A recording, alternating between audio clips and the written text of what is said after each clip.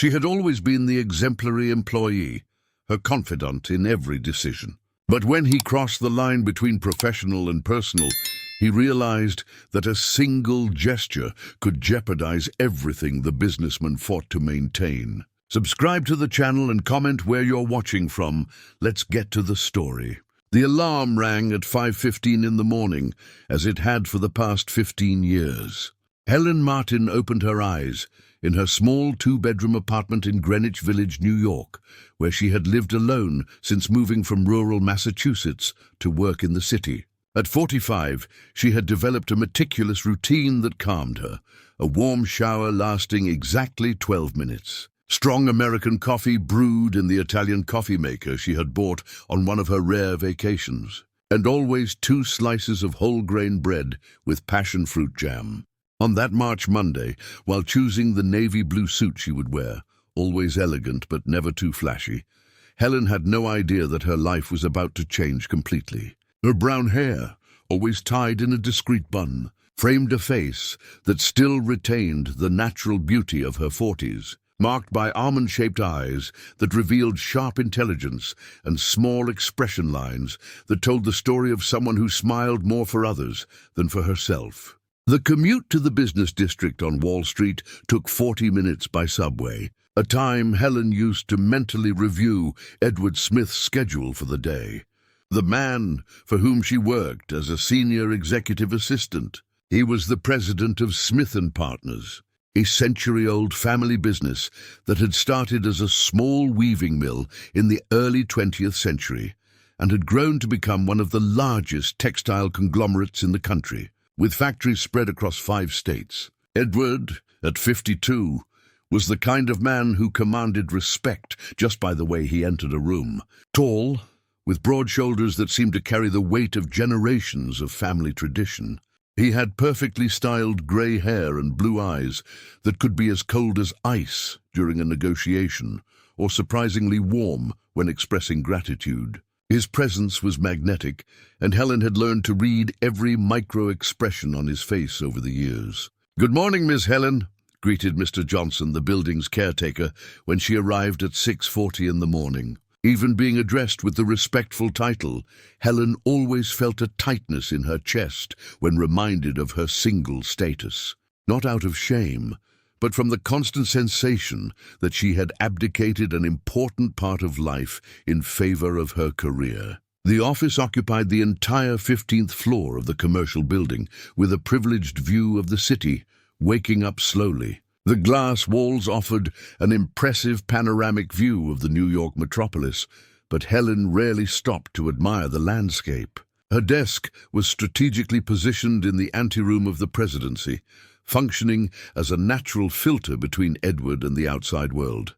That morning, something was different. The door to the presidential office was ajar, which never happened before 8 o'clock. A strange feeling washed over Helen when she noticed that the light was on inside. Edward always arrived at 8 sharp, never before. He was a man of precise habits, almost obsessive about punctuality and routines. "Mr. Edward," she called hesitantly, approaching the door. Silence greeted her in response. Gently pushing the door, Helen was met with a scene that took her breath away. The imposing oak desk was completely covered with scattered documents, open folders, and reports that seemed to have been consulted urgently. The leather chair was turned toward the window, and she could see only part of Edward's back, who remained motionless, contemplating the city. "Mr. Edward, is everything all right?" she asked, approaching slowly. "You arrived very early today." He turned slowly, and Helen felt her heart tighten at the expression on his face. The blue eyes she knew so well were red, probably from a sleepless night, and there was a vulnerability there that she had never witnessed. Edward Smith, the man who faced CEOs of multinational corporations and closed million-dollar contracts without flinching, seemed fragile and lost. "Helen!" His voice came out hoarse, laden with a fatigue that went beyond the physical. "I'm glad you're here. I need your help." She approached the desk, and her eyes immediately caught some of the scattered documents.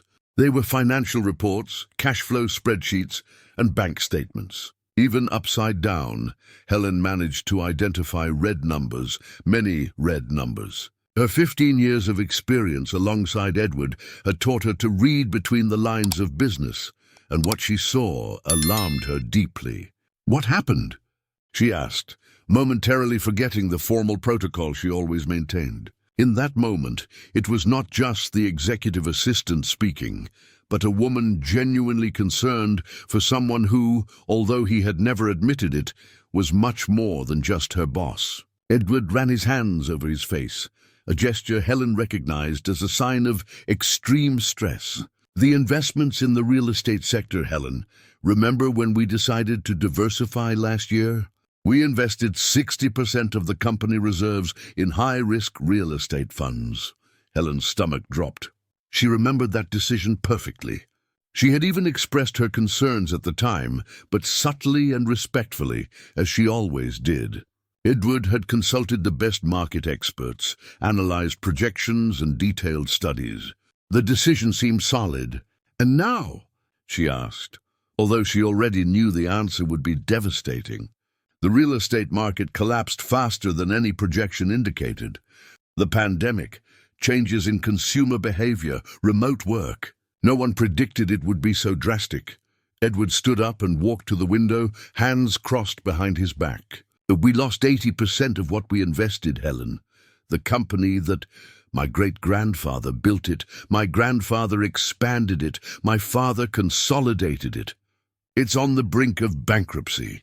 The silence that followed was deafening. Helen felt the blood pulsing in her temples as she processed the information. 15 years of her life were tied to that company. Not just her career, but her identity, her dreams, her security. And more than that, the man for whom she had developed feelings she had never dared to confess, even to herself, was at risk. "How much time do we have?" she asked, her voice coming out stronger than she thought possible. Edward turned to her, and this time there was something different in his eyes. A spark of hope, perhaps, or simply gratitude for not facing this alone. 3 months, if we can renegotiate with the main creditors. 6 months at most, if we sell some non-essential assets."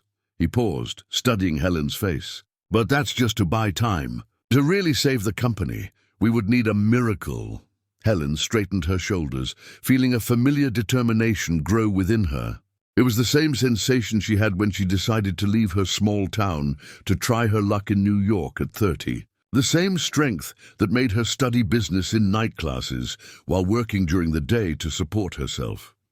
"Then let's go after that miracle," she said, stepping closer to the desk and starting to organize the documents. "Where do we start?" The smile that Edward gave was the first genuine one she had seen that morning.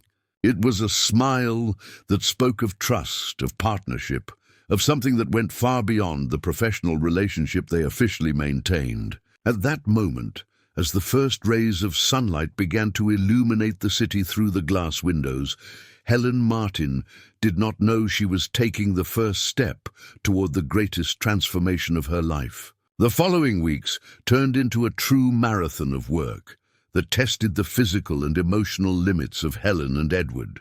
The office, once a place of predictable routine, became a bunker where survival strategies were planned and executed with the precision of a military operation. Helen arrived at 6 in the morning and only left after 10 at night, often finding Edward still hunched over spreadsheets when she finally decided to go home. "Coffee?" Helen asked on a Thursday afternoon, carrying the silver tray that had become a sacred ritual between them. The premium coffee she brewed in the Italian machine installed at her desk had replaced the watered-down coffee from the common break room.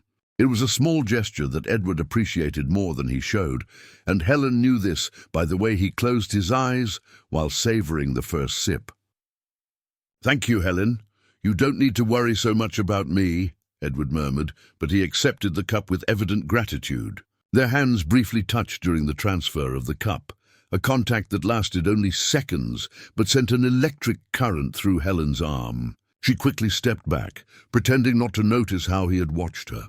The company's financial situation was even more severe than they had initially imagined. The detailed reports that Helen had meticulously organized revealed a complex web of interconnected investments that amplified the losses. Smith & Partners was not just a textile company. Over the years, it had diversified into logistics, technology, and fatally, the real estate sector that now threatened to destroy everything. "Look at this," Edward said, pointing to a spreadsheet on the computer. Helen leaned over his shoulder to see better, and the subtle French fragrance of jasmine and sandalwood she wore enveloped Edward like a comforting cloud. He tried to focus on the numbers, but her proximity made the task nearly impossible. "If we can liquidate the logistics division, we can pay off at least 40% of the most urgent debts. But that would mean laying off 200 people, Helen observed, her voice heavy with concern.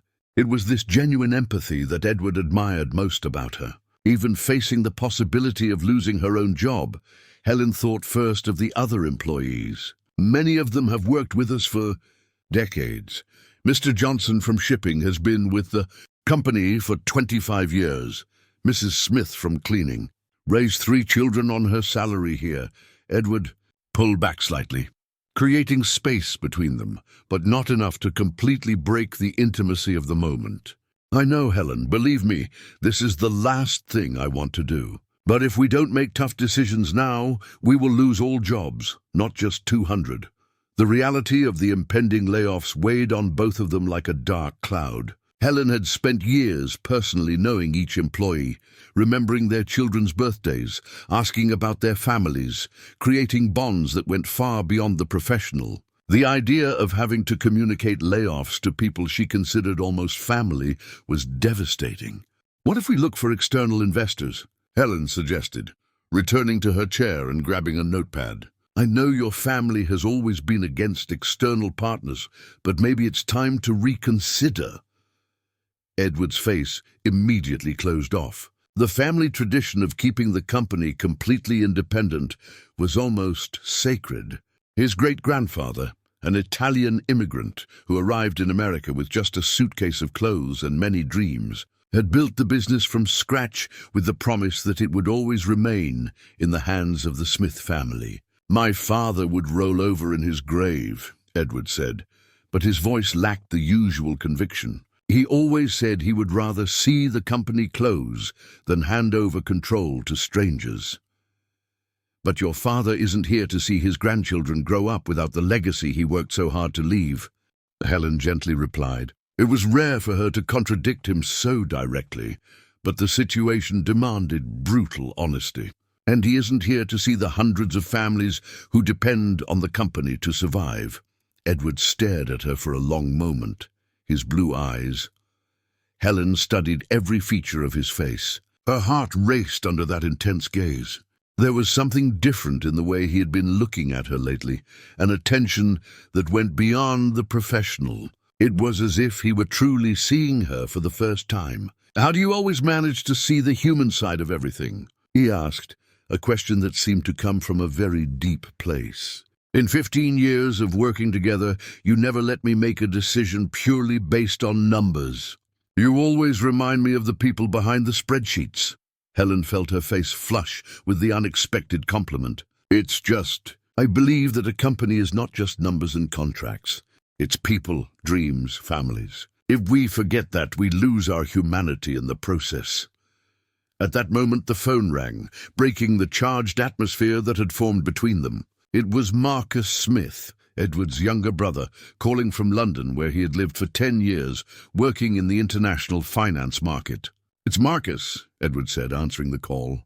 Helen could only hear one side of the conversation, but the tone grew increasingly tense. "No, Marcus, I don't need you to rush back home." "No, it's not necessary. Marcus, I know you want to help, but—" When Edward finally hung up, he was visibly agitated. Helen waited in silence, knowing he would share the information when he felt ready. "He heard rumors about our situation through his contacts in the finance market," Edward explained, running his hands through his hair. "He wants to come back to the US immediately to help save the family business." "Wouldn't that be good?" Helen asked, although something in Edward's tone suggested otherwise. Marcus has always resented that I inherited the presidency of the company, Edward explained, standing up and walking to the window.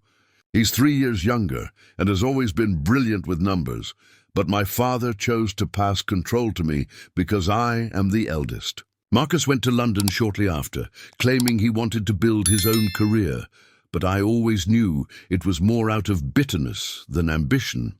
Helen began to understand the complexity of the situation. A financial crisis was already difficult enough to manage. Adding old family tensions would make everything even more complicated. And now he wants to come back to save the company that should have been his from the start, Helen murmured, more to herself than to Edward. Exactly, and knowing Marcus, he won't just want to help. He'll want to take control, prove that he has always been more capable than I am. Edward returned to his chair, and Helen noticed how he seemed older and more tired with each passing day. The worst part is that he might be right. Maybe I really am not the leader this company needs. Don't say that, Helen said firmly, surprising both of them with the intensity of her response. In 15 years of working with you, I've seen how you treat every employee, how you genuinely care about everyone's well-being, how you make decisions always thinking long-term. A good leader is not just someone who understands numbers, Edward. It's someone who understands people. The look Edward directed at her in that moment was filled with gratitude and something deeper that Helen couldn't fully identify. It was as if, for the first time, he was truly listening not just to her words, but recognizing the value of her opinion as something far beyond the professional. "Helen," he said softly, "what would I do without you?" The question hung in the air between them, laden with multiple meanings that neither was ready to fully explore. But something had changed that rainy March afternoon. A line had been crossed, so subtle that it might not have been perceptible to external observers, but real enough for both to feel the familiar ground shifting beneath their feet. The long work hours began to create a dangerous intimacy between Helen and Edward. It was almost midnight on a Friday when Helen realized she had been alone in the office for over an hour, absorbed in debt restructuring spreadsheets. The sound of footsteps echoing down the hallway made her look up, and she saw Edward returning from the meeting with the company's lawyers, wearing an expression that mixed exhaustion and frustration. "Still here?" he asked, loosening the navy blue tie he had worn all day. Helen noticed how the simple gesture made him seem more human, less distant from the powerful man who commanded boardrooms. "Helen, you need to rest. I can't allow you to work yourself to death because of my problems." "Our problems," she corrected automatically, then blushed upon realizing the implicit intimacy in the correction. "I mean, the company's problems. I also have a responsibility here." Edward watched her for a moment that seemed to stretch beyond comfortable. There was something different in his eyes that night. A vulnerability she rarely saw, mixed with an attention that made her feel like she was the only person in the world. "Are you hungry?" he asked unexpectedly. "I know you didn't have lunch today." "I saw you eating only crackers at your desk." Helen was surprised that he had noticed. In 15 years of working together, Edward had always been observant of professional details, but rarely paid attention to personal aspects like her eating habits. "A little," she admitted. "But don't worry about me. You must be exhausted." "Stop with this, sir, Helen," Edward said, a hint of genuine irritation in his voice. "We're here alone, it's past midnight, and you're helping me save my company. I think we can dispense with the formal protocol, don't you think?"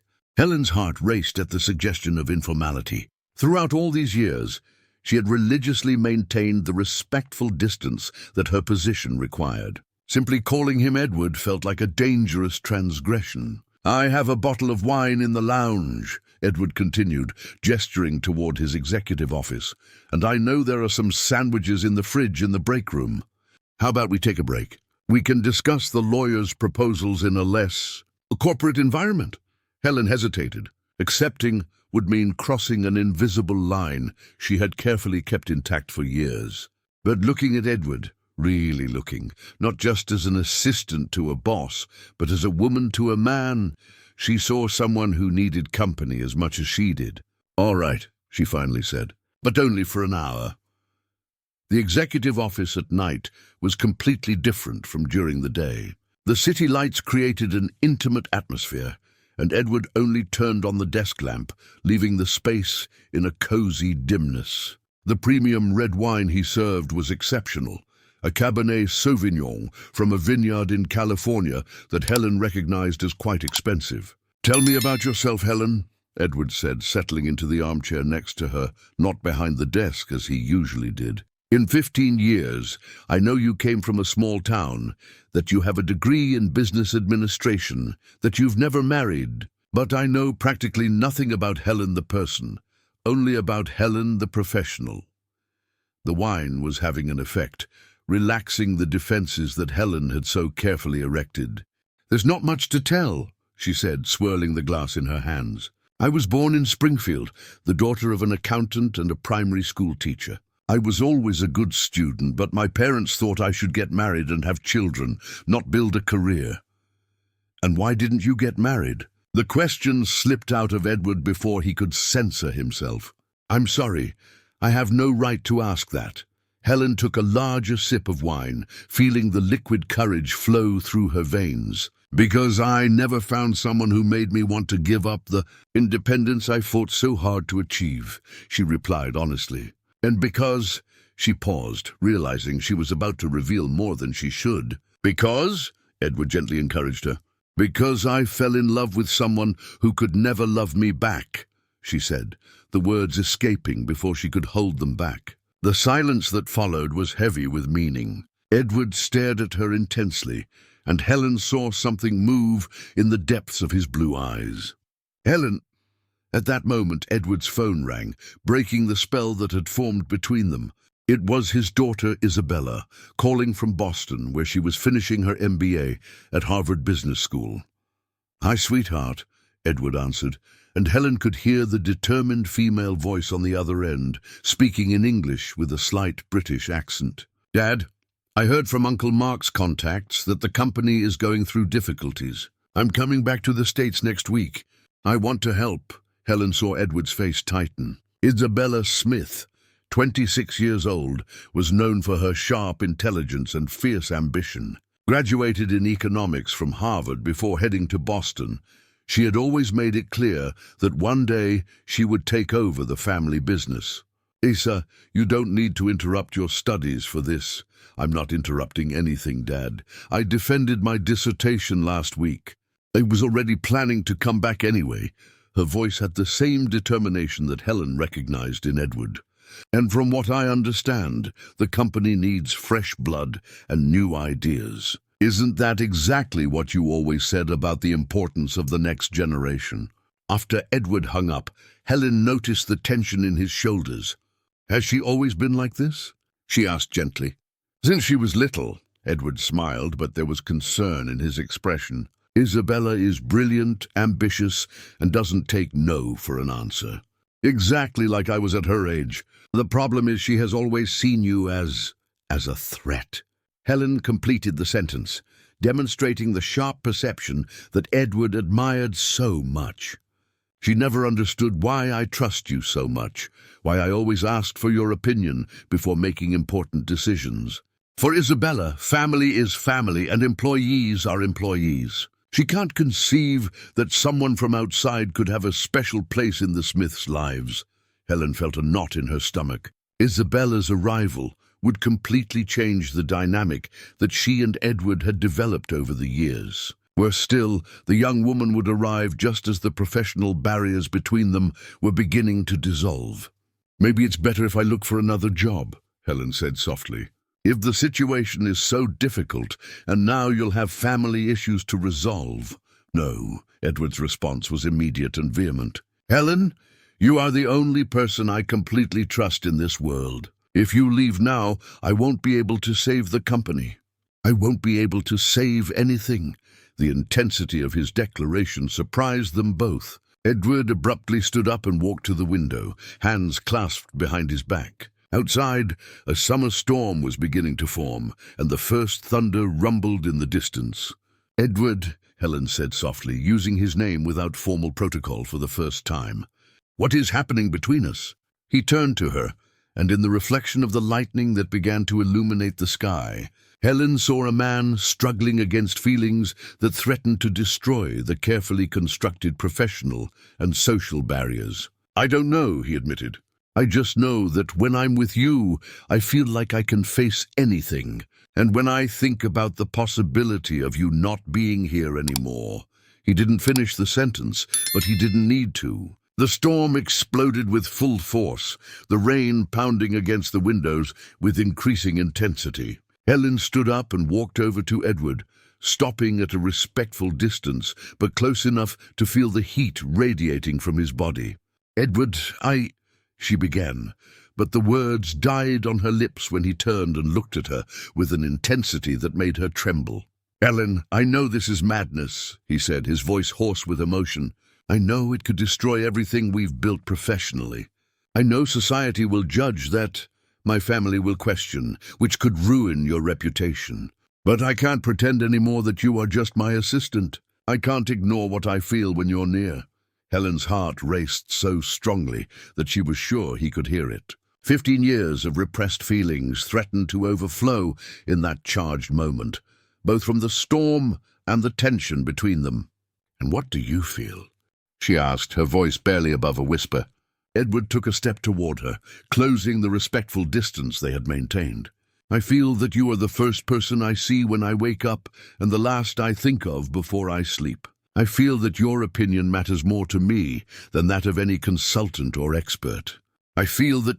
A particularly loud thunder interrupted his words, and the office lights flickered. In an instinctive reaction to the scare, Helen moved even closer to Edward, and suddenly they were so close they could feel each other's breath. "Helen," Edward murmured, and she saw in his eyes all the desire and conflict he had been struggling to hide. In that moment, with the storm raging outside and the intimacy of the dim light surrounding them, they both knew they had reached a point of no return. April arrived with a subtle renewal in the atmosphere of the office. The company's financial crisis, although still serious, was beginning to show signs of stabilization thanks to the tireless efforts of Helen and Edward. They had managed to renegotiate with 3 of the main creditors, sold off some non-essential assets, and implemented a restructuring plan that, although painful, offered a light at the end of the tunnel. "March's numbers were better than we expected," Helen announced on a Thursday morning, entering Edward's office with a folder of reports and the usual premium coffee that had become a sacred ritual between them. "The textile division saw a 12% increase in sales, and we managed to reduce operational costs by 8% without affecting quality." Edward looked up from his computer screen and smiled, a genuine smile that Helen hadn't seen in weeks. "It's amazing how you can turn numbers into hope," he said, accepting the coffee cup. Their fingers briefly touched during the transfer, a contact that had become more frequent and less accidental in recent weeks. Since that stormy night, when they almost confessed feelings that had been growing for years, they had been dancing delicately around what had almost been said. Their conversations had taken on a new intimacy. Their glances lingered a little longer, and small gestures of mutual care multiplied daily. "Helen," Edward suddenly said, placing the cup down on the desk with a determination she recognized as one of his executive decision moments. "I want to extend an invitation to you." Helen's heart raced. "What kind of invitation?" "Dinner tonight? It's nothing work-related," he hurried to clarify, noticing her surprised expression. "It's just, I'd like to celebrate these small victories we've had, and also thank you for everything you've done, not as a boss to an employee, but as..." He hesitated, searching for the right words, "as a grateful man to an exceptional woman." Helen felt the blood rush to her cheeks. In 15 years, Edward had never invited her to anything purely social. He had attended corporate dinners or company events a few times, but always in a professional capacity, always as the efficient executive assistant organizing everything behind the scenes. "Edward, she began, realizing that using just his name still made her feel like she was breaking fundamental rules.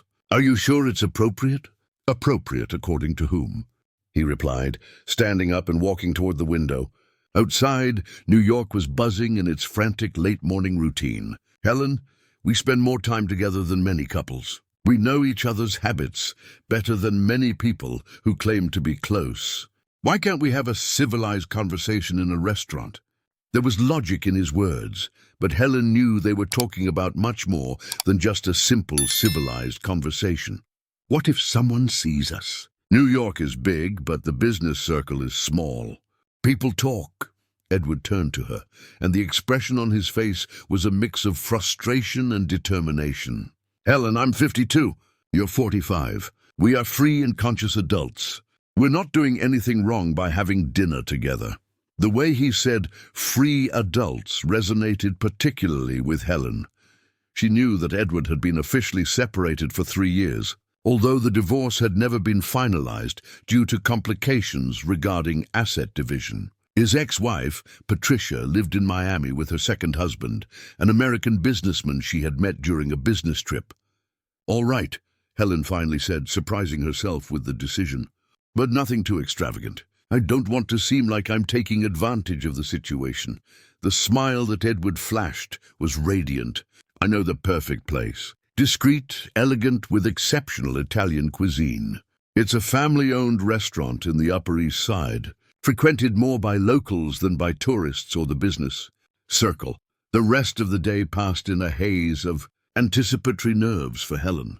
She found herself checking her reflection in the women's restroom, mirror 3 times throughout the afternoon, questioning whether she should change her hairstyle or apply a bit more mascara. These were worries she hadn't had in years, and the novelty of the situation left her both excited and terrified.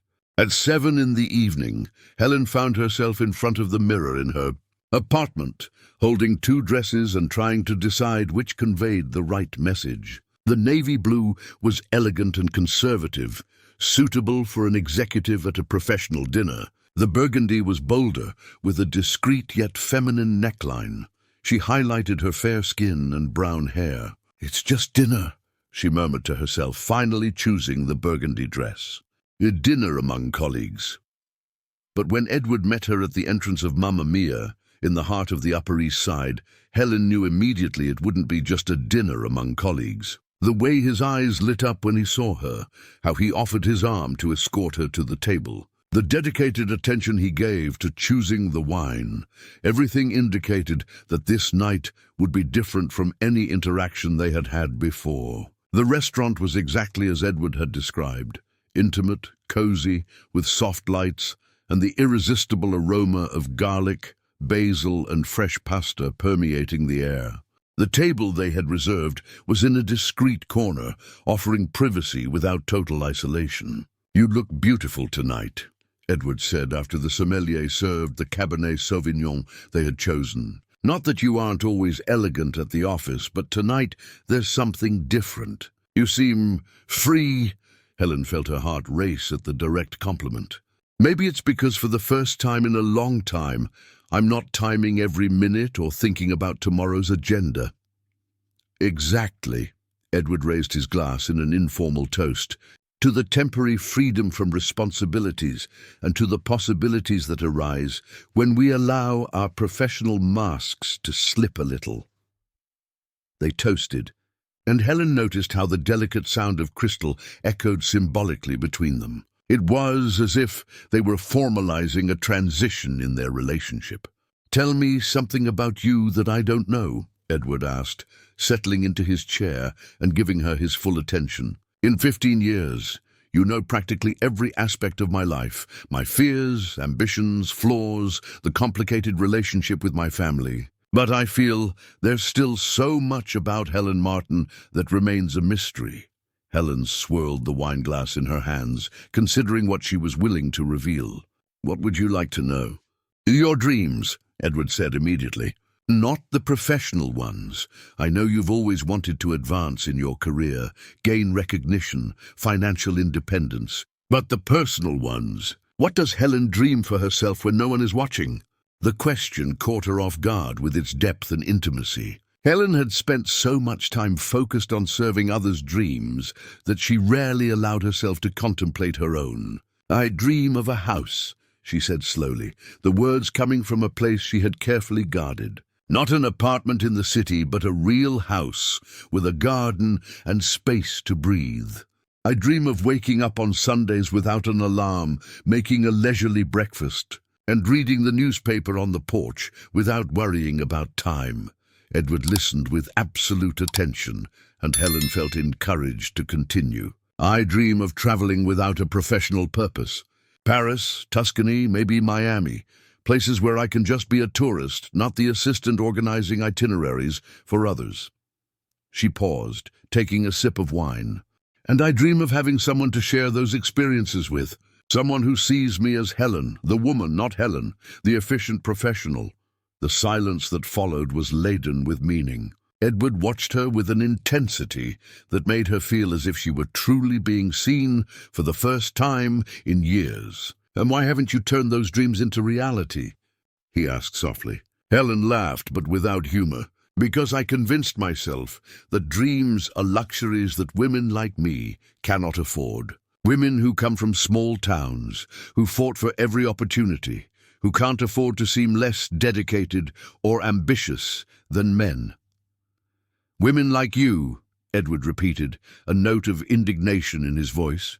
"Helen, do you realize you've spent the last 15 years taking care of everyone else's lives except your own?" The observation hit a sensitive point that Helen preferred not to examine too closely. "That's what women do, Edward. We care." "No," he said firmly. "That's what you chose to do. And while I am eternally grateful to have been a beneficiary of that care, I also feel guilty for allowing you to neglect your own happiness for so long." The dinner continued with an increasing emotional intensity. Each dish served accompanied by revelations and confessions that years of formal professional relationships had prevented. When they finally left the restaurant, it was already past 11 at night, and both knew that something fundamental had changed between them in those 4 hours of honest conversation. The following Monday after dinner brought a different atmosphere to the office. Helen arrived at 6:30 in the morning, as always, but there was a lightness in her steps that hadn't existed before. The echo of her heels in the empty hallways seemed to play a happier melody, and she found herself smiling for no apparent reason while preparing Edward's morning coffee. When he arrived at 8 o'clock, punctual as always, his eyes immediately searched for hers. The smile they exchanged was filled with complicity and memories of the previous night, not just the dinner, but the extended conversation they had in the parking lot of the restaurant, where they spent another hour in his car, talking about everything and nothing, like teenagers reluctant to end a first date. "Good morning, Helen," Edward said, accepting the coffee cup with a smile that seemed to light up the entire office. "Did you sleep well?" "Surprisingly well," she replied, and it was true. For the first time in months, Helen had slept without dreaming of spreadsheets or financial reports. Instead, she dreamed of blooming gardens and slow Sunday mornings. "We need to review the proposal from the lawyers for the debt restructuring with the Federal Reserve," Edward said, but his voice lacked the usual urgency. It was as if, after the previous night, even business crises seemed less daunting. It was at this moment of relative calm that the storm arrived. The elevator. The office opened at 9:15 in the morning, revealing a tall and elegant young woman with perfectly styled blonde hair and a demeanor that radiated confidence and determination. Isabella Smith had arrived from the airport straight to the office, bringing with her 2 suitcases and an energy that immediately changed the atmosphere of the environment. "Dad!" Her voice echoed down the hallway as she walked towards the reception with firm and decisive steps. At 26 years old, Isabella was a younger, female version of Edward. The same penetrating blue eyes, the same magnetic presence, but with a more visible ambition and less tempered by experience. Helen observed from her desk as Edward stepped out of his office to greet his daughter. The embrace between them was affectionate, but she noticed an underlying tension in the way Isabella critically assessed the office, as if mentally cataloguing everything that needed to be changed. "Isabella, what a surprise! I thought you wouldn't arrive until next week," Edward said, genuinely happy to see his daughter, but Helen caught a note of apprehension in his voice. "I got an earlier flight. I couldn't stay in London, knowing that the family business was in crisis," Isabella replied, her blue eyes scanning the environment until they landed on Helen. "Helen, right? My dad's assistant." There was something in the way she said assistant that made Helen straighten in her chair. It wasn't exactly disrespectful, but it carried a connotation that clearly relegated her to a subordinate and disposable position. "Good morning, Isabella," Helen responded with the professional courtesy she had perfected over the years. "It's a pleasure to meet you in person. Your father speaks highly of you." "I can imagine," Isabella smiled, but the smile didn't reach her eyes. "Dad, we need to talk, immediately. I have some ideas on how to resolve the company's situation that I'd like to discuss." Edward glanced quickly at Helen, a look laden with preemptive apologies. "Of course, sweetheart. Helen, could you give us an hour? Isabella just arrived and—" "Naturally," Helen interrupted, rising from her desk. "I'll organize this week's reports in the conference room."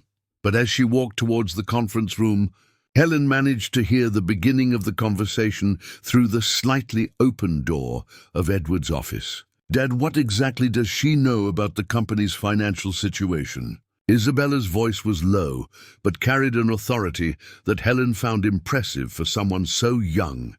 "Helen has been my right hand for 15 years, Isa. She knows everything I know. She has been crucial in stabilizing the situation so far."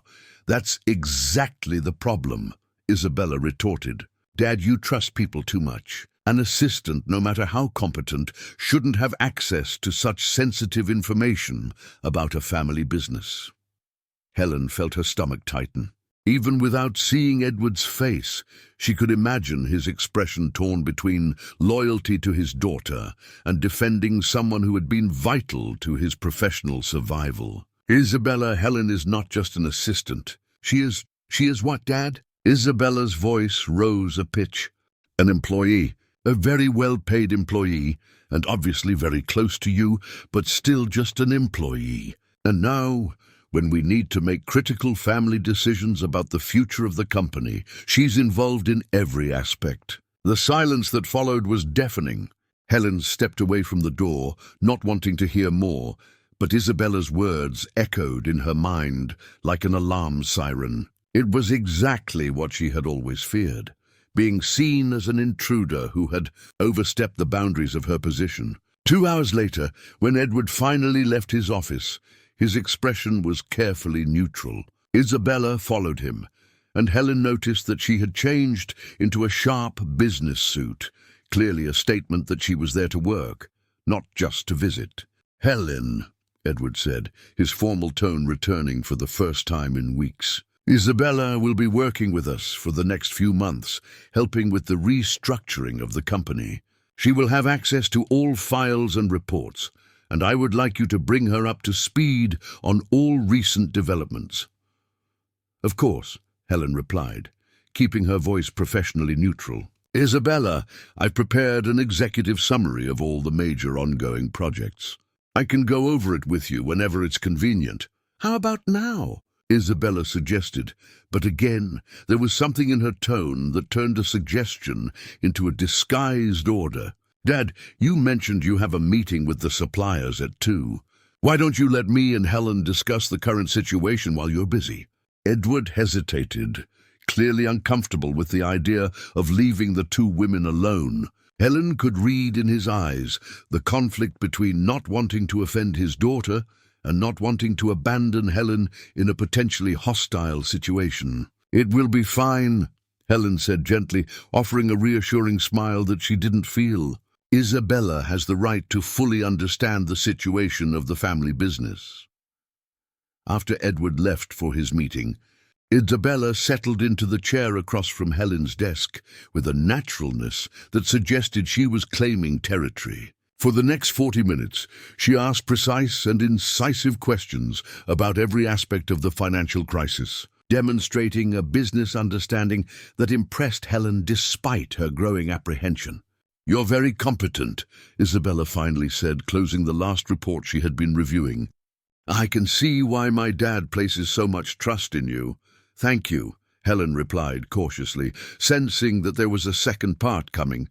"But Helen," Isabella continued, her voice taking on a more direct tone, "I need you to understand something. This is a family business, a business that is going through the biggest crisis in its century-long history. The decisions we make in the coming months will determine whether Smith & Partners survives or becomes just another statistic of family businesses that failed to make it past the third generation." Helen nodded, not exactly sure where the conversation was leading, but feeling that it wouldn't be a comfortable place. "In these circumstances," Isabella continued, "it's natural for the family to come together and make decisions that may not be popular with outsiders. Decisions that may involve significant changes in the organizational structure, including in positions of trust." Helen's blood ran cold. The message was as clear as crystal, even wrapped in polished corporate language. "Are you telling me that my position is at risk?" Helen asked directly, deciding that subterfuge would not serve in this situation. Isabella smiled, but it was a cold and calculating smile. "I'm saying that changes are inevitable, and that smart people anticipate these changes rather than being caught off guard by them." At that moment, Helen understood that she was facing something much more complex than simple family jealousy. She was confronting an ambitious young woman who viewed her closeness to Edward not only as a professional threat, but as a personal obstacle to establishing her own influence in her father's life. The war had begun, and Helen would need to decide whether she was willing to fight for her place in Edward's life or gracefully accept defeat before the first battle even began. The following 2 months transformed the office into a silent battlefield. Isabella settled into an office adjacent to the presidency, where she coordinated her own investigations into the company's financial situation. Helen watched with growing apprehension as the young Smith implemented subtle yet significant changes in the daily routine, questioning procedures that had worked for years and suggesting modernizations that invariably diminished Helen's authority. "Dad, I don't understand why you need Helen to attend the meeting with the banks," Isabella argued one June morning, her voice carrying that natural authority that Helen had learned to fear. "These are family strategic issues. Wouldn't it be more appropriate to keep these discussions among family members?" Edward, visibly uncomfortable with the growing tension between his daughter and his assistant, tried to maintain balance. "Isabella, Helen knows all the details of the restructuring agreements. Her presence is crucial to—" "I can catch up by reading the files," Helen diplomatically interrupted, tired of being the center of an emotional tug-of-war. "Isabella is right. These are family matters." The look of gratitude Isabella directed at her was mixed with something that seemed like triumph, and Helen felt a pang of defeat that she hadn't expected to hurt so much. The dynamic between Helen and Edward had also changed drastically since Isabella's arrival. The intimate conversations had disappeared, replaced by a renewed formality that pained Helen every time Edward returned to calling her Mrs. Helen in front of his daughter. The moments of closeness they had developed during the initial crisis were carefully suppressed, as if they had never existed. It was on a hot Monday in July that the situation escalated dramatically. Helen arrived at the office at 6 in the morning, as always, but found Edward already in his office, clearly agitated, rummaging through drawers and files with a look of controlled panic. "Edward, what happened?" she asked, momentarily forgetting the formal protocol she had resumed. "The documents for the agreement with Chase Bank have disappeared," he said, not looking up from his frantic search. "All the paperwork related to the restructuring of the principal debt. It's all gone." Helen's stomach dropped. Those documents contained sensitive information about the guarantees offered by the company, including family properties that Edward had put up as collateral.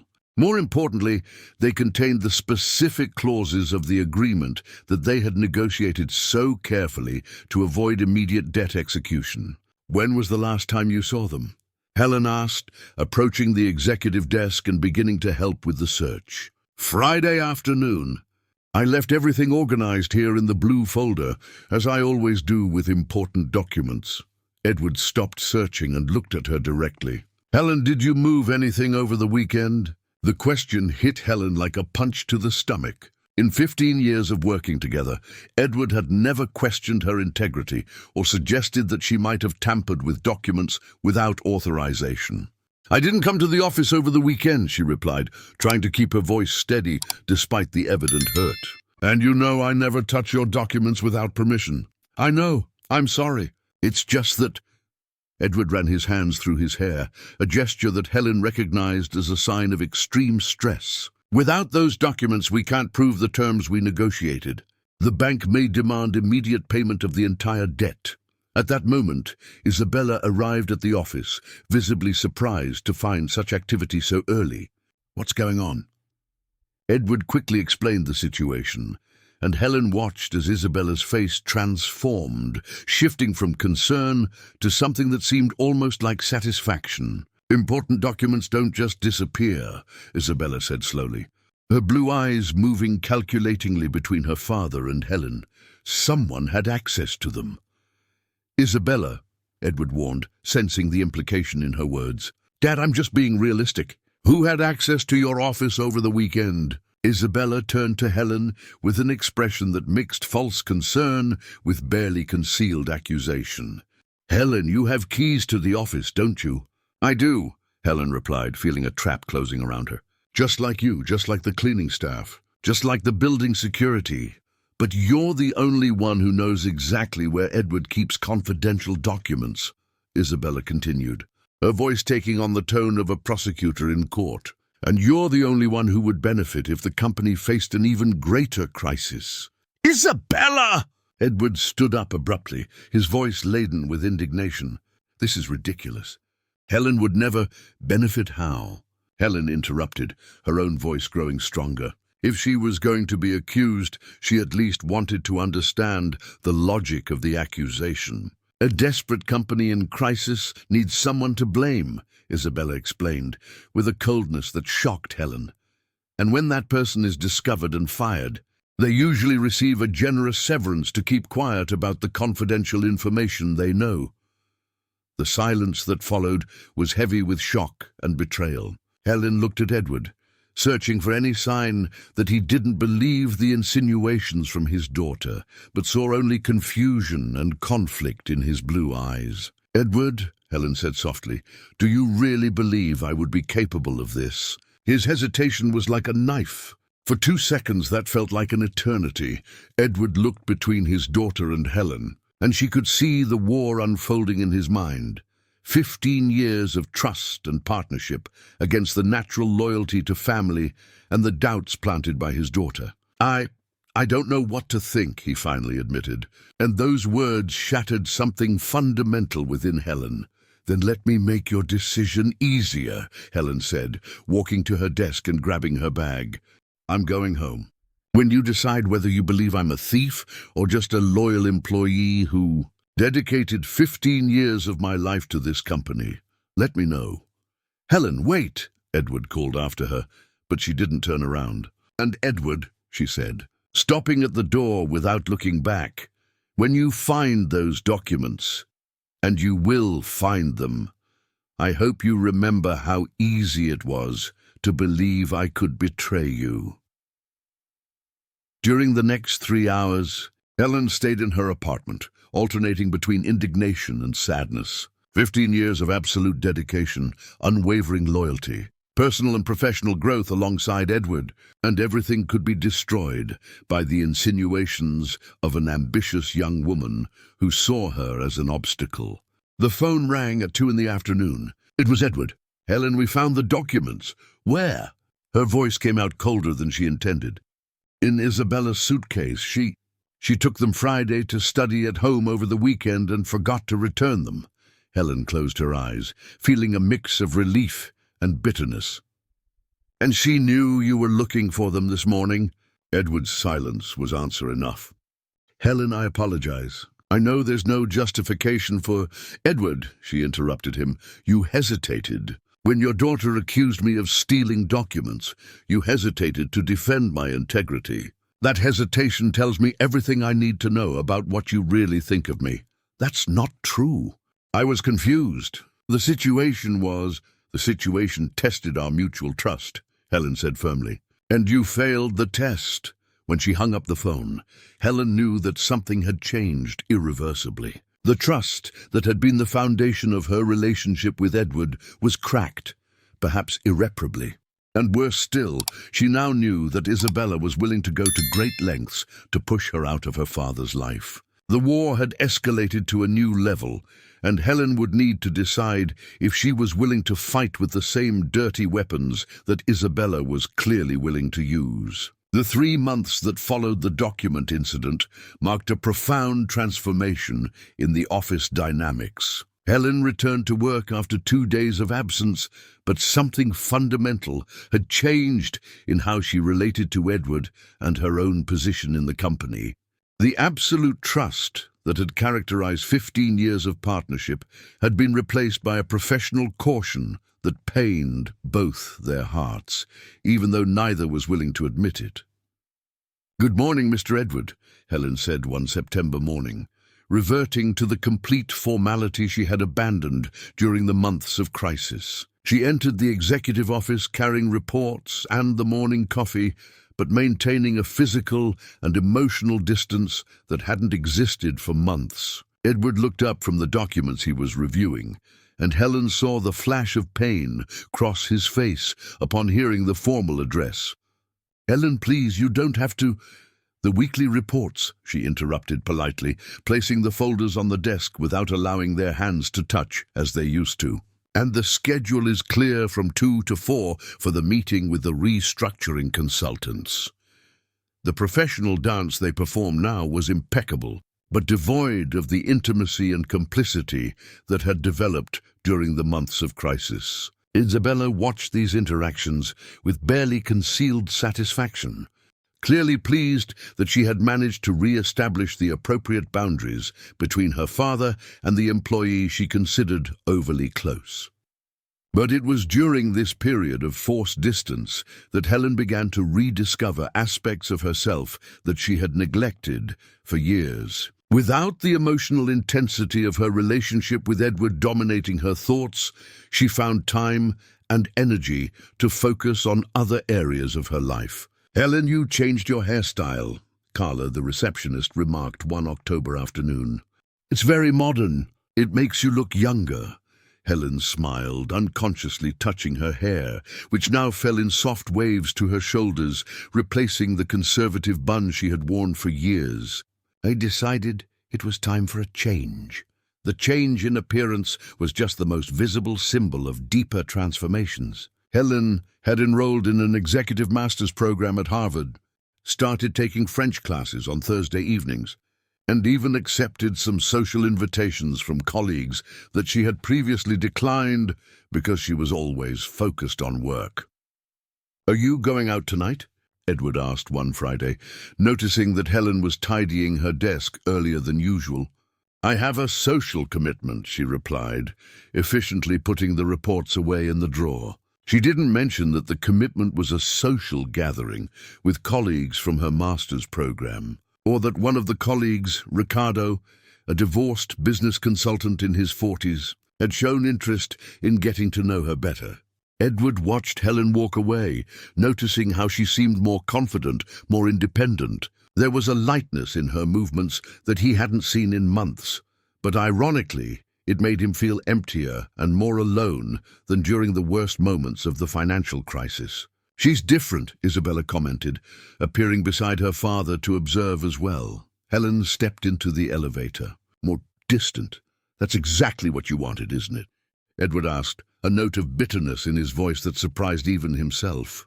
Isabella studied her father's face carefully. "Dad, you know I just wanted to protect the company." "And protect you? Protect me from what, Isabella?" Edward turned to face his daughter. "From having someone loyal by my side. From having someone who genuinely cares about me.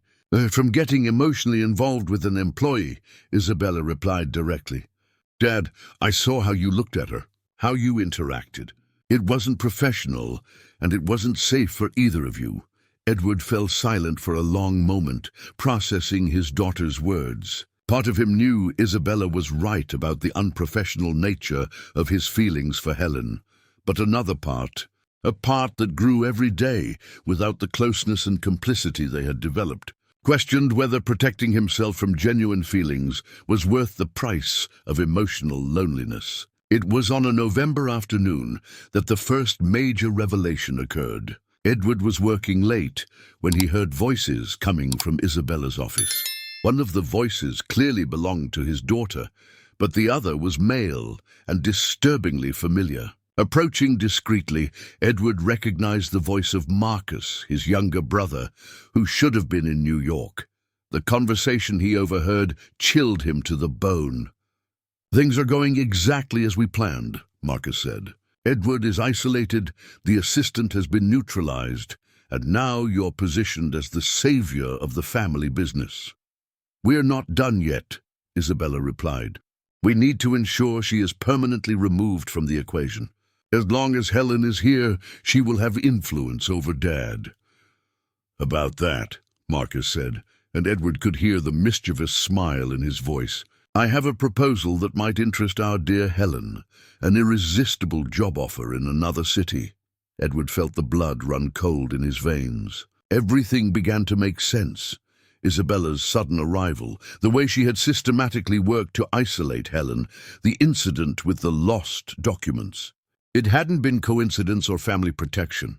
It had been a carefully orchestrated conspiracy by his own relatives. That night, Edward stayed in the office late, rethinking the last few months from a new perspective. Every comment Isabella made about Helen, every insinuation about the appropriateness of keeping employees too close, every moment she questioned Helen's presence in important meetings, it had all been calculated to create distance between them.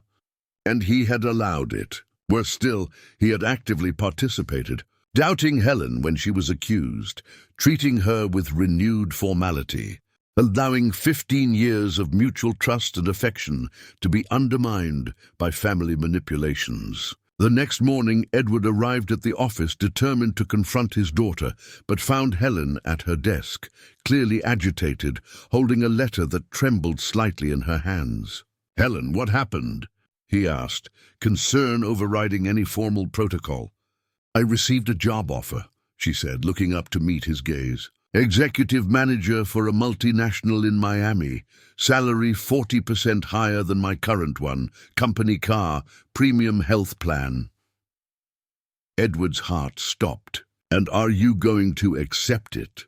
Helen studied his face for a long moment, searching for any sign that he wanted her to stay, any indication that he still valued her presence in his life. "I don't know," she finally said. "It depends on whether I still have any reason to remain here." The conversation was interrupted by Isabella's arrival, who greeted them both with a smile that Edward now recognized as calculating. "Helen, I heard about the job offer," Isabella said. "What a wonderful opportunity. Miami is a beautiful city, and I'm sure you would adapt perfectly to new challenges."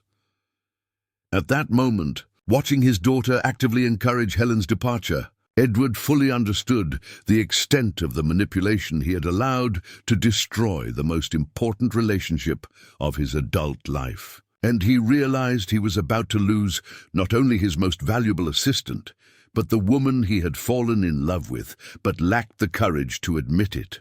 The end of November brought with it a sense of urgency that permeated every conversation, every exchanged glance between Helen and Edward. The job offer in Miami had a response deadline of December 15th, and Helen still had not made a definitive decision. During those 2 weeks of uncertainty, Edward became an obsessed man, watching every gesture of hers for signs about her choice. "I need to talk to you," Edward said on a rainy December morning, appearing at Helen's desk with an expression she couldn't decipher. "In private." Helen looked up from the report she was reviewing, noting the tension in his voice. "About the budget for the next quarter?" "No." Edward quickly glanced toward Isabella's office, ensuring she was out of sight. "About us. About what's really going on here." Helen's heart raced at the word us, a word they had carefully avoided for months. "Edward, if this is about my possible transfer, it's about much more than that," he interrupted. "Helen, I've discovered some things that completely changed my perspective on the last few months." Before Helen could respond, Isabella emerged from her office, approaching them with the professional smile that Helen had learned to distrust. "Dad, the consultants from McKinsey have arrived for the 10 o'clock meeting," Isabella announced. "They want to review our organizational restructuring proposal." Edward hesitated, clearly frustrated by the interruption. Isabella asked them to wait 15 minutes. "I need to finish an important conversation with Helen." "But Dad, they came all the way from New York for this meeting. We can't keep consultants of that level waiting for—" Isabella paused deliberately. "Administrative matters." The way she said "administrative matters" felt like a slap in the face to Helen. Even after months of similar treatment, it still surprised her how Isabella managed to diminish her importance with such elegance. "Don't worry," Helen said, rising from the desk. "The conversation can wait. I'll organize the reports for the meeting." Edward watched her walk away, frustration evident on his face. But Helen had become an expert at masking her own emotions, walking to the filing room with the professional composure she maintained as armor. It was while organizing documents in the filing room that Helen heard voices coming from the adjacent conference room. The door was slightly ajar, and she immediately recognized the voices of Marcus and Isabella. She knew she should step away, but something in the conspiratorial tone of their conversation made her stop to listen. "Edward is getting suspicious," Marcus said. "Yesterday he asked me strange questions about my return to Brazil, about when exactly I decided to come back." "He's always been smarter than he lets on," Isabella replied. "But we're almost there. If Helen accepts the offer in Springfield, the path will be clear for us to take full control of the company." "And what if she doesn't accept?" Helen held her breath, waiting for Isabella's response. "Then we'll have to be more persuasive. I have some information about irregularities in the expense approval processes that could jeopardize her position." Helen's blood ran cold. She knew there were no irregularities in her management. Every penny spent by the company went through multiple approvals and audits. But she also knew that with well-constructed false evidence, any employee could be incriminated. "Isabella," Marcus said with evident admiration, "you inherited much more than just the blue eyes from our side of the family." "I learned from the best," she replied. "And now we're going to take what should have always been ours." Helen quietly stepped away from the door, her heart pounding so hard she was sure it could be heard. She finally understood the full extent of the conspiracy against her and Edward. It wasn't just jealousy or family protection. It was a carefully orchestrated corporate coup. 2 hours later, when Edward finally emerged from the meeting with the consultants, Helen was waiting in her office with an expression he couldn't interpret. "Edward, we need to talk now, and it can't be here." The urgency in her voice alarmed him immediately. "What happened?" "I overheard a conversation between Marcus and Isabella today," she said directly, deciding there was no time for subterfuge. "Edward, they are conspiring against you, against us. The financial crisis, my growing closeness to you, even the incident with the lost documents, it was all orchestrated." Edward was silent for a long moment, processing the information. "What exactly did you hear?" Helen recounted the conversation in detail, watching as Edward's face grew darker with each revelation. When she mentioned the threats of false evidence against her, she saw his hands clench into fists on the table. "My own brother," Edward murmured. "My own daughter." "Edward, there's more," Helen said softly. "The job offer in Springfield. I'm almost certain it came through their contacts.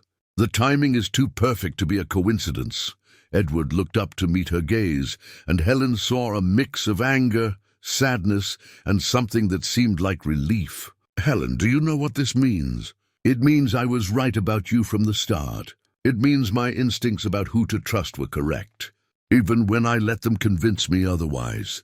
It means more than that, Helen said, gathering the courage to verbalize what they had both avoided for months. It means that in the last few months, we've allowed others to dictate our feelings and decisions. We've let fear and manipulation destroy something real that was growing between us.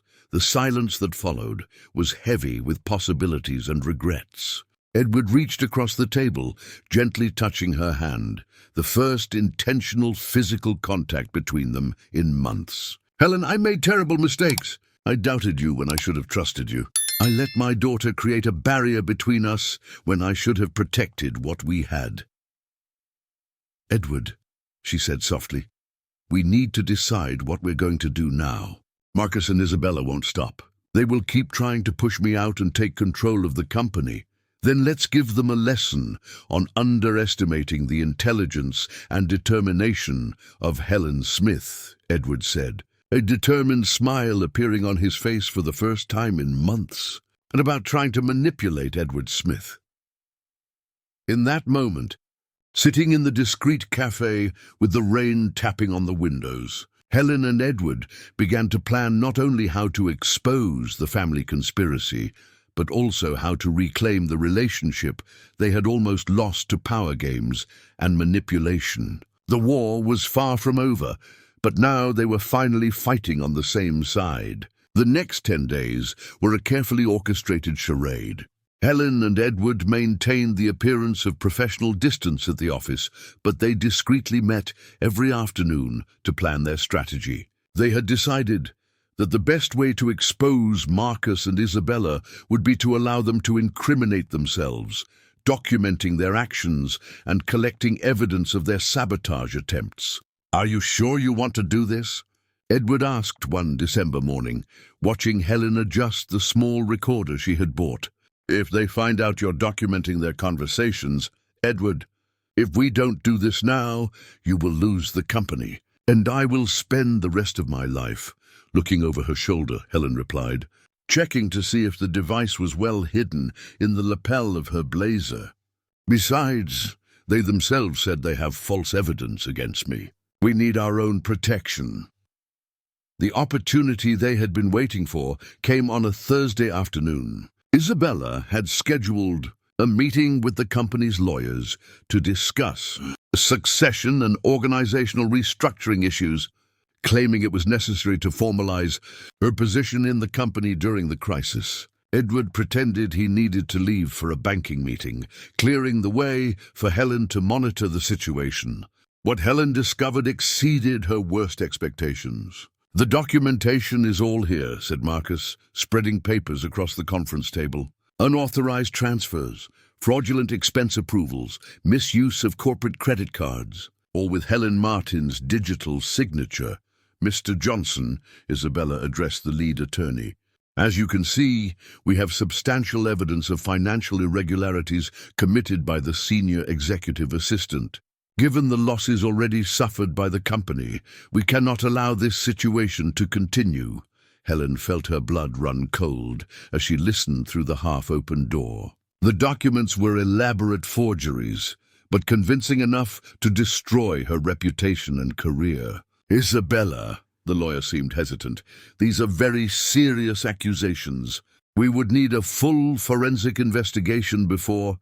Mr. Johnson, Marcus interrupted, the company does not have the time or resources for prolonged investigations. We need immediate action to protect the remaining assets. And what would the proposed action be? The lawyer asked.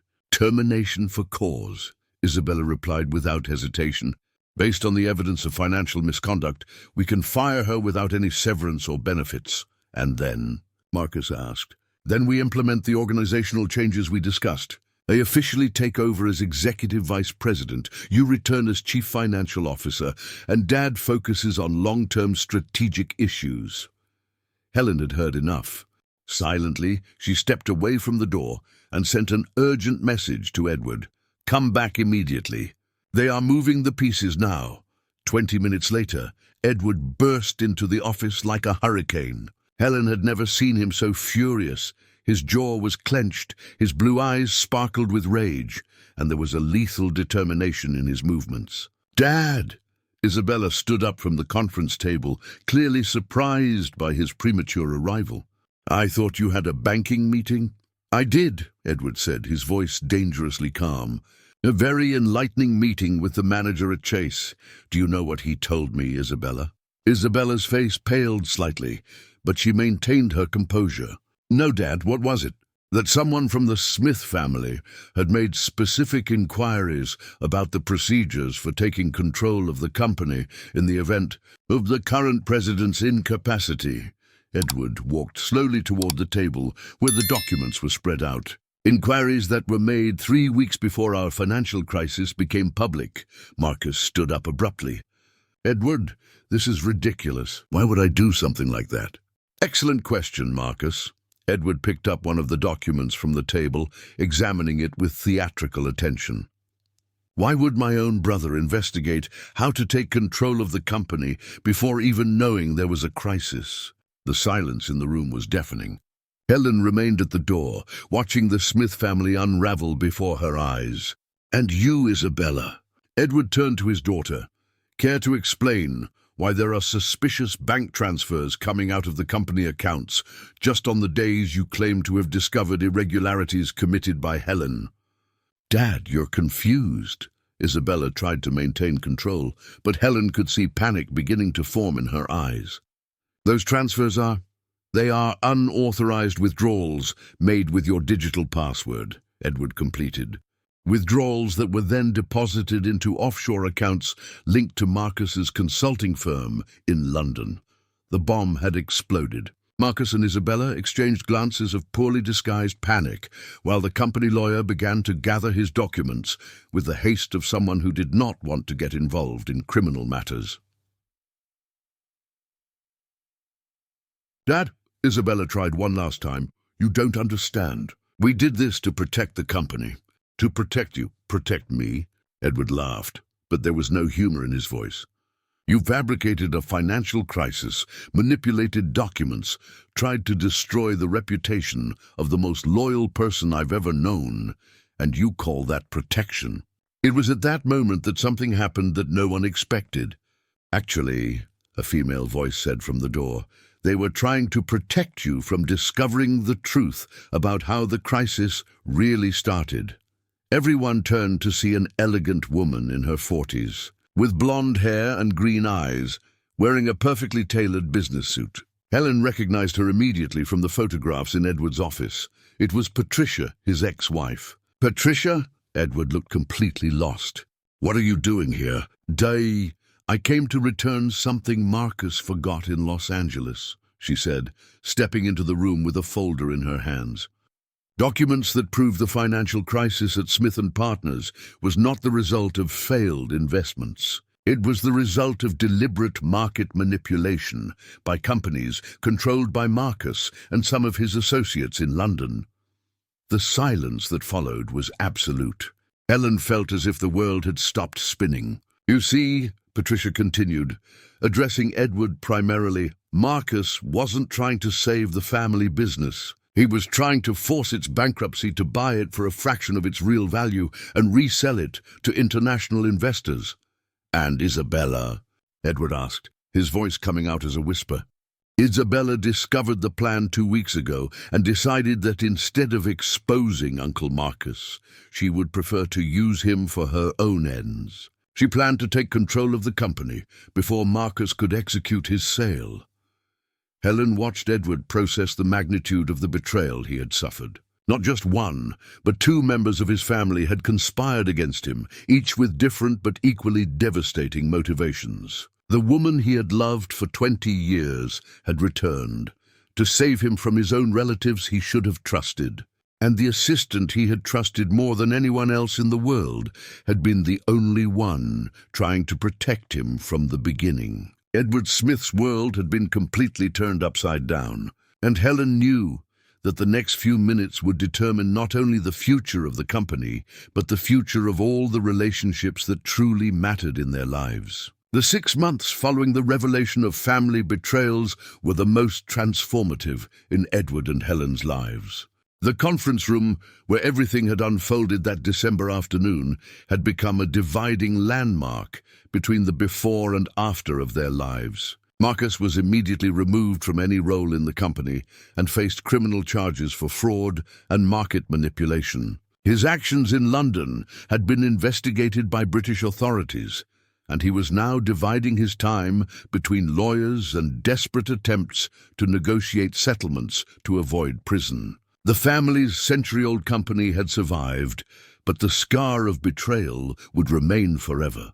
Isabella, on the other hand, had been more cunning. Technically, her actions could be interpreted as misguided attempts to protect family interests. After weeks of sleepless nights and painful conversations with lawyers and psychologists, Edward decided not to press criminal charges against his daughter. Instead, she was banned from any participation in the company and cut off financially, forced to build her own career without the Smith surname as support. "Are you sure that was the right decision?" Helen asked one March morning, watching Edward sign the documents that officially removed Isabella from any succession position in the company. Edward paused, the pen hovering over the paper. In recent months, he had visibly aged. Deeper expression lines marked his face, and there were silver strands in his hair that hadn't existed before. But his blue eyes had a new clarity, free from the doubts and manipulations that had tormented him for so long. "Helen, for 52 years, I believed that family meant unconditional loyalty. That blood was thicker than any other bond," he said, finally signing the document. "But I've discovered that there are people who become family through choice, through trust, through mutual growth. And those bonds are stronger than any blood tie." Helen felt her heart race with the implication of his words. In the months since the revelation of the conspiracy, they had carefully navigated the reconstruction of their personal relationship. The professional boundaries they had maintained for 15 years had naturally dissolved, replaced by a partnership that transcended any simple definition. "Edward," she said softly, "about what we discussed yesterday." He stood up from the chair and walked to the window where the city of New York stretched out under a rare blue sky for New York standards. "About my proposal?" "Yes." Helen joined him at the window, keeping a respectful but significant distance. "Are you sure you want to step away from the presidency of the company, even if temporarily?" The proposal Edward had made the night before, during a quiet dinner in his apartment, had surprised Helen with its audacity and symbolism. He wanted to take a leave of absence from the presidency of Smith & Partners for 6 months, leaving Helen as the interim manager while he definitively resolved his divorce from Patricia and dealt with personal issues he had neglected for decades. "Helen, for 15 years you have been my partner in everything except name," Edward said, turning to face her directly. "You know every aspect of this company better than I do. You know the names of the employees' children, remember birthdays, understand the nuances of every contract. If anyone can lead Smith & Partners through a transition, it's you. But Edward, what will they say? An executive assistant taking over the presidency of a century-old company." Helen felt a mix of excitement and terror at the possibility. "They will say that Edward Smith finally made a smart decision," he replied with a smile she hadn't seen in months. "Helen, you are no longer my assistant. You haven't been my assistant for a long time. You are my de facto partner, and it's time to make that official." The following weeks were a whirlwind of meetings with lawyers, accountants, and consultants to formalize the new structure of the company. Helen was officially named interim president, with an option to purchase 40% of the company's shares at the end of the 6-month trial period. "Mrs. Helen," said Mr. Johnson, the building's janitor, one morning when she arrived to officially take over the presidency, "I always knew you would go far. You had a way of being a leader from day one." Helen smiled, touched by the recognition from the man who greeted her every morning for 15 years. "Thank you, Mr. Johnson. It means a lot coming from you." The transition was not without challenges. Some clients initially questioned the ability of a 45-year-old woman without a traditional surname or elite university degree to lead a company the size of Smith & Partners. But Helen had learned something fundamental during the months of crisis. Leadership was not about titles or pedigree. It was about competence, integrity, and the ability to inspire trust. "The numbers from the first quarter under your leadership are exceptional," Edward commented one May afternoon, reviewing the reports Helen had prepared. They now met once a week to discuss strategic issues, but the dynamic had completely changed. Edward was no longer the boss, delegating responsibilities. He was a partner consulting an equal. "The team was motivated to prove we could overcome the crisis," Helen replied, but Edward noticed the quiet pride in her voice. "And honestly, after everything we've been through, normal business problems seem simple to solve." "Helen," Edward said, closing the reports and dedicating his full attention to her, "there's something I need to tell you." The serious tone of his voice made Helen look up from the notes she was taking. "What is it?" "I finalized my divorce from Patricia last week." The words came out more abruptly than he had planned. "I'm officially free to pursue personal happiness without legal complications." Helen felt her heart race. During the months of professional reconstruction, they had both carefully avoided discussions about what was happening between them personally. There was sexual tension, there was genuine affection, there was an emotional intimacy that transcended any professional relationship, but neither had verbalized what it meant. "Edward," she said softly, "where does that leave us?" He stood up from the chair and walked over to her, stopping close enough for her to feel the familiar scent of his Italian cologne. "It leaves us free to discover who we are when there are no crises to resolve, families to appease, or social conventions to respect." Helen stood up as well, facing the man who had been her boss, her crisis partner, her conspirator against family betrayals, and now, what exactly? "Helen Martin," Edward said, his voice taking on a theatrically formal tone that made her smile. "Would you like to have dinner with me tonight? Not as the interim president of Smith & Partners dining with a majority shareholder, but as an extraordinary woman accepting the invitation of a man who took 15 years to gather enough courage to ask the right question." "And what is the right question?" she asked, her eyes sparkling with amusement and something deeper. "Helen, would you like to build a life with me? A real life, with gardens and leisurely Sunday mornings and trips without professional purpose. A life where you are seen, valued, and loved for who you are, not for what you do." The tears forming in Helen's eyes were of pure happiness. 15 years of repressed dreams, denied feelings, of selflessness for others, finally found their voice. "Edward," she said, reaching out to touch his face, "I thought you would never ask." When they kissed there, in the executive office overlooking New York, they both knew they were sealing not just a romantic relationship, but a life partnership built on the strongest foundation possible. 15 years of mutual trust, shared growth, and the deep understanding that true love sometimes arrives disguised as professional loyalty. Outside, the city buzzed with its frantic routine. But inside that office where so much had happened, Helen and Edward had finally found the courage to transform an exceptional partnership into something even more extraordinary. A shared life based on mutual respect, genuine admiration, and the certainty that the best relationships are those built on foundations of friendship, trust, and common goals.